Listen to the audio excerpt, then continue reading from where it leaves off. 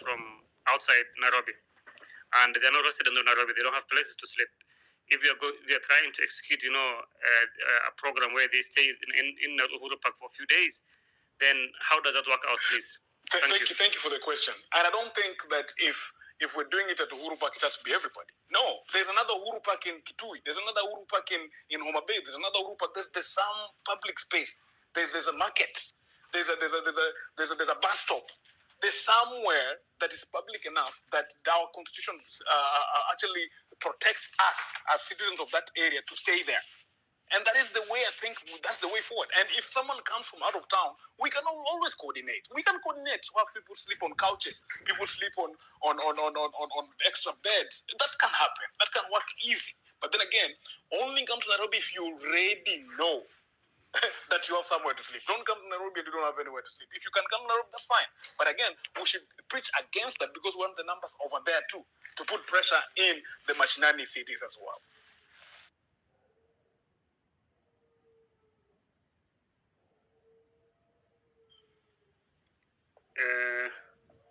Katie, you spoke twice.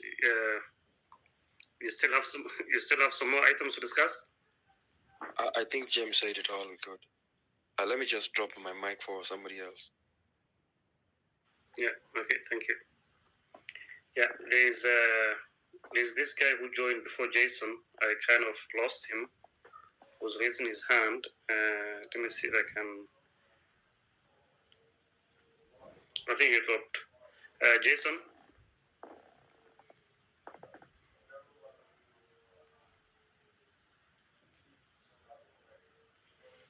Jason is also not here. All right.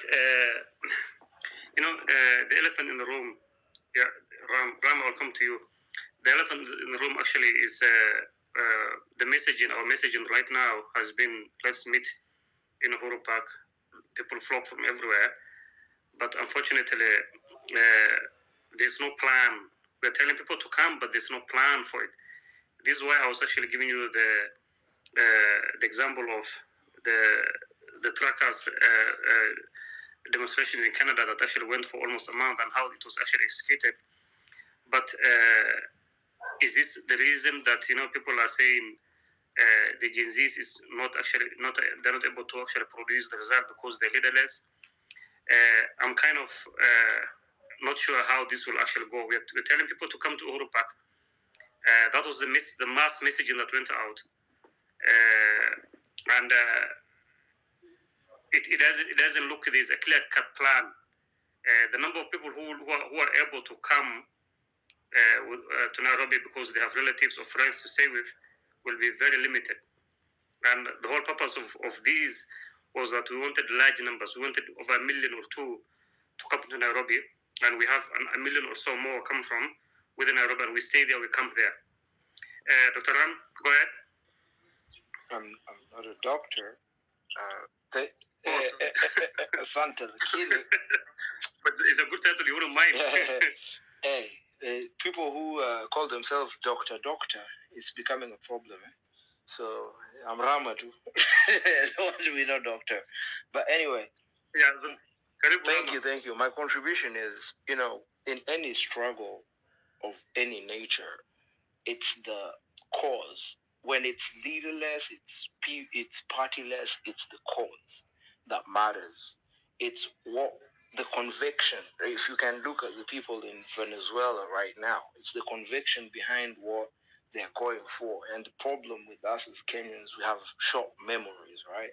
We forget. As you can see already, Kunawatu, they were against the things that they were against, and then in a few short days, they're the same people dancing to the tune of the other camp, which is not, then you're not standing for anything, And Apple, in the comment section, there is an article, right, that will just kind of summarize what what I've been pushing forward, which is a narrative that I think most Kenyans need to understand. And it comes as a mantra, right? So that even as we go towards Nane, what is it that we're actually doing, My pick is, this is like a skill. Na tumepata hii clearly imechezwa. na mwenye ameicheza bado anatuambia anataka ameshajua imechezwa, anajua wenye wameicheza, but anataka tuendelee tu na mchezo for a couple more years, of which is not sustainable, of course. So even as people go to Occupy, right? Why are we occupying, right? What's the conviction behind it? And is it a conviction that can resonate beyond personal stake? I can go and say, oh, mina is enda juu ya hii na hii na ni affect, then somebody else will be like, oh, mi sioni kana affected. But then when everybody understands that this affects everybody, then it's easier to have a cause that has a conviction behind it. That's why somebody says they'll do anything for something, because conviction means they have understanding and they've processed, and now they're acting on what they are pushed behind. And that means, be it in the displacement of talents that people have, so people who are artists make music that actually is relevant to the cause, such that people can completely be immersed in a movement format. And most movements, angalia Bob Marley, it's just good music that resonates with the people, good material, because angalia all the revolutions in the world, there's always material that's passed around for people to get conviction. That's very simple for anybody to understand, kutoka mtoto mpaka mkubwa, and it can be explained. So that's just my tiny contribution. Nimetoka jobo, nimetoka. But I have a comment hapo nimeweka. You guys can read on that, and Nane as it were.